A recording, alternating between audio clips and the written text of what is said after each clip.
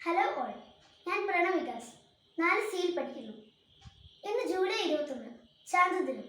മനുഷ്യൻ ചന്ദ്രനിലെത്തിയതിൻ്റെ 52ാം വാർഷികം. ചാന്ദ്രദിന ആഘോഷങ്ങളുടെ ഭാഗമായി നമുക്കിന്ന് ചാന്ദ്ര പര്യവേഷണങ്ങളെക്കുറിച്ച് കൂടുതൽ അറിയാം.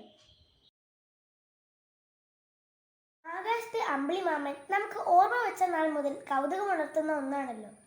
ഭൂമിയുടെ ഒരേ ഒരു സ്വാഭാവിക ഉപഗ്രഹമായ ചന്ദ്രൻ ഏകദേശം 3,84,000 കിലോമീറ്റർ അകലെയാണ് സ്ഥിതി ചെയ്യുന്നത്.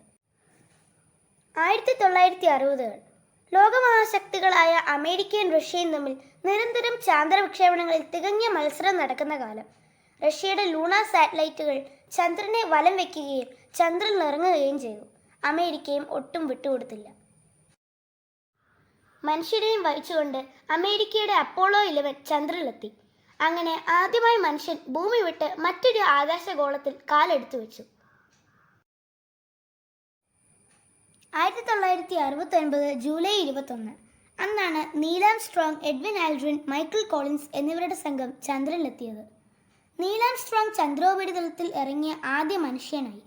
മനുഷ്യന് ഒരു ചെറിയ കാൽവെപ്പ്, മനുഷ്യരാശിക്ക് ഒരു വലിയ കുതിച്ചുചാട്ടം എന്നാണ് അദ്ദേഹം ചന്ദ്രനിലിറങ്ങിയപ്പോൾ ആദ്യമായി പറഞ്ഞത്. പിന്നീട് പല ചാന്ദ്രദൗത്യങ്ങളും നടന്നു. അമേരിക്കയും റഷ്യയും കൂടാതെ ഇന്ത്യയും ചൈനയും ഇന്ന് ചാന്ദ്രദൗത്യങ്ങളിൽ സജീവമാണ്.